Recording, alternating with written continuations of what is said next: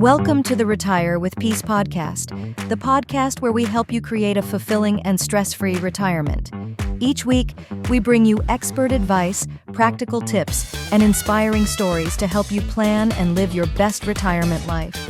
Whether you're nearing retirement or already enjoying your golden years, this podcast is here to support you every step of the way. Let's embark on this journey together and discover how to retire with peace.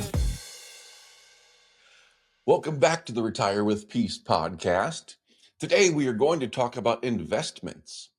Surprisingly to many, we don't talk about specific investments too much on this podcast. And part of the reason is because it's actually not the absolute most important piece of retirement planning.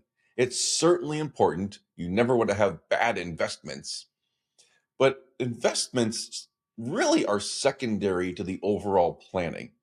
As long as you have at least decent or maybe above average investments, you can still do quite well if you've done the foundational planning.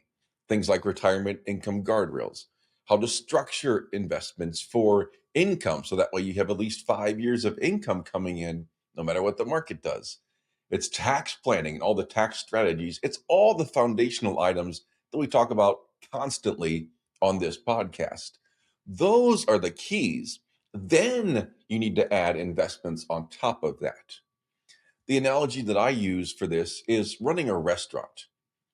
You can have the most amazing food in the world, but if you can't operate the restaurant properly, if you can't price your meals, hire and train people, just do all the basic operational steps that a restaurant needs to do, even if you have the most amazing food in the world, you might not be in business very long. And I can think of many instances where there are places with great food or even if it's above average food, plenty good food that just don't make it for reasons other than the food. It was something operational that happened or something finance related. It was other factors that caused the restaurant to close, not their food. Now, of course, you have to have good food. You can't have crappy food. If you have crappy food, just like you have crappy investments, it's not going to work. So we start with the foundational understanding that the food, or in this case, the investments, are at least decent. But just like a restaurant that needs those foundational operational pieces to be working properly, for retirement planning, you have to have those core planning pieces, the income planning, the tax planning, retirement guardrails planning, all those things that we talk about constantly, those have to be the foundation. Then we can layer on investments on top of that. So I hope that gives some perspective of, gee, why don't these guys talk about investments more? Yes, they are important, but they are secondary to all the other planning that needs to happen because the investments fit into that planning. It's not just pick whatever investments and hope that it works out in the plan. The investments have to be tied into the overall plan that you have. But I know that a lot of people are very interested in investments, and especially if you are handling planning on your own, you want to know, okay, what are some things that are really important when looking at different types of investments and perhaps even individual stocks? So we're going to do a series of several videos, probably 3 or 4 videos that talk about things to look for and make sure that you have covered when you're looking to make an investment, especially in an individual stock. The first thing to understand that we're going to cover today is that management matters. Oftentimes, people unfortunately have no idea who the key people are at the companies that they are investing in, which is really interesting because if you follow a sports team or a music group or a theater production, whatever your interest is, most of the time you know who those key people are. You know who the players are, the managers are, the actors are, the singers are. You might not know them all, but you have a pretty good idea of their name, maybe their background, things like that. But so often people don't translate that over to their investing and understand who are these people that are running the company. Now, I'm not asking you to know them super, super in depth, or that you know everybody in the company, or that you know all about them and their personal lives and all that stuff. That's not the case.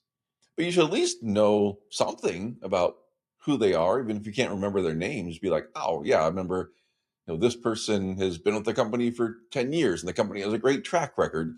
Even as basic as that, we have to have an understanding of who the management of the company is, because winners win. We did a podcast about winners win not too long ago, maybe about a month and a half ago.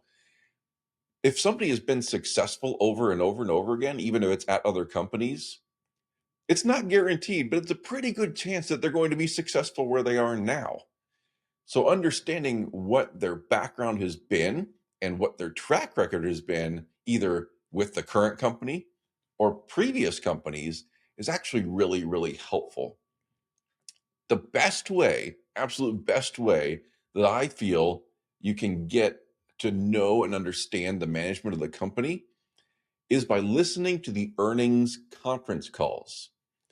And I know a lot of people just tuned out on that one, but because they're not exciting. And you don't necessarily have to listen to every single quarterly earnings call, but it's really, really helpful. And I think critical. If you're going to invest in a company, why would you not take the 45 to 60 minutes to listen to the earnings conference call on a quarterly basis? To go back to the analogy of a sports team or a movie production or TV show, you'd invest a ton of time watching that form of entertainment, essentially. Why would you not also be willing to invest 45 to 60 minutes to listen to a company's earnings call when you're going to put your own hard earned money into that company? There's so much that you can learn by listening to this call. A lot of it's boring. I get it. And by the way, you can fast forward through the first couple minutes because it's just the investor relations person doing all the disclosures. So you can bypass that couple minutes early on in the call. But they might not be super exciting, but there is a wealth of information that comes out of those calls. And even though, yes, they can be dry and boring, I love listening to earnings calls because it is the best by far source of news, because companies can't legally lie to you. Though they might have some rosy projections that don't come true, that's fine. But then again, if they constantly do that, then they have a track record of not delivering.